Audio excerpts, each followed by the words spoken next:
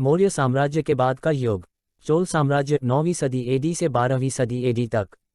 मध्यकालीन चोलाओं ने अपनी शक्तियों को 845 एडी में पुनर्जीवित किया और उनका शासन तृतीय सदी एडी से 9वीं सदी एडी के लंबे ठहराव के बाद पुनः स्थापित हुआ। विजयालय चोल प्रथम मध्यकालीन चोल शासक था जिसे चोल राज्य के पुनःस्थापना का श्रेय जाता है। उसकी अपनी राजधानी तंजौर में थी। विजयालय पल्लवाओं का सामंत था। इसने पादुकोट्टई में सोलेश्वरा मंदिर का निर्माण किया। चोलाओं ने अपनी शक्तियों को 845 एडी में पुनर्जीवित किया और उनका शासन तृतीय सदी एडी से 9वीं सदी एडी के लंबे ठहराव के बाद पुनः स्थापित हुआ। कन्नौज के लिए त्रिपक्षीय संघर्ष। 8वीं सदी के दौरान कन्नौज पर नियंत्रण के लिए भारत के 3 प्रमुख साम्राज्यों जिनके नाम पालों, प्रतिहार और राष्ट्रकूट थे, के बीच संघर्ष हुआ। पालों का भारत के पूर्वी भागों पर शासन था जबकि प्रतिहार के नियंत्रण में पश्चिमी भारत अवंती जालौर क्षेत्र था। राष्ट्रकूटों ने भारत के दक्कन क्षेत्र पर शासन किया था। इन 3 राजवंशों के बीच कन्नौज पर नियंत्रण के लिए हुए संघर्ष को भारतीय इतिहास में त्रिपक्षीय संघर्ष के रूप में जाना जाता है। गुप्त काल के बाद आर्थिक, सामाजिक जीवन और मंदिर वास्तुकला। गुप्ताओं के पतन के बाद उनके गृह प्रांतों में शासकों की एक लंबी लाइन लग गई थी। एक को छोड़कर इन सभी के नामों के अंत में गुप्त आता था। इसलिए ये परिवार इतिहास में मगध के शासन के बाद गुप्त के नाम से जाना जाता है। ये तय कर लेना कि वे किसी भी तरह से शाही गुप्त के साथ जुड़े हुए थे संभव नहीं था।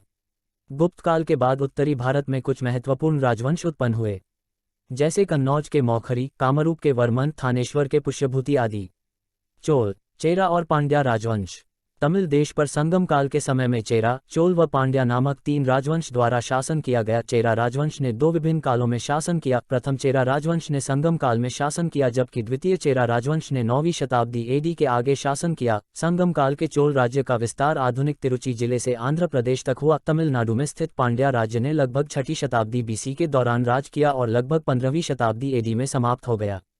भारतीय प्रायद्वीप में गुप्त के बाद के राजवंश। 5वीं शताब्दी के अंत के दौरान गुप्त साम्राज्य का बिखराव शुरू हो गया था। शाही गुप्तों के समाप्त होने के साथ साथ मगध और इसकी राजधानी पाटलिपुत्र ने भी अपना महत्व खो दिया था। इसलिए गुप्त काल के बाद की अवधि प्राकृतिक लिहाज से बहुत अशांत थी। गुप्तों के पतन के बाद उत्तर भारत में 5 प्रमुख शक्तियां फैल गई थी। ये शक्तियां थीं हूण, मौखरी, मैत्रक, पुष्यभूति, गौड़। चोल साम्राज्य 9वीं सदी एडी से 12वीं सदी एडी तक।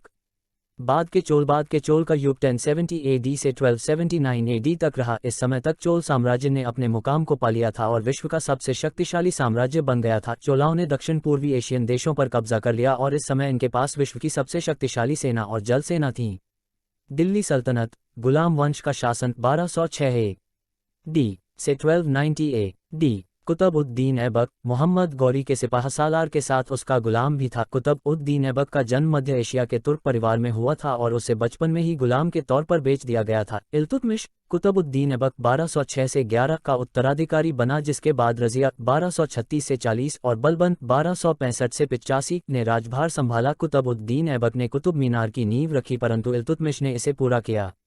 दोस्तों वीडियो अच्छी लगी तो लाइक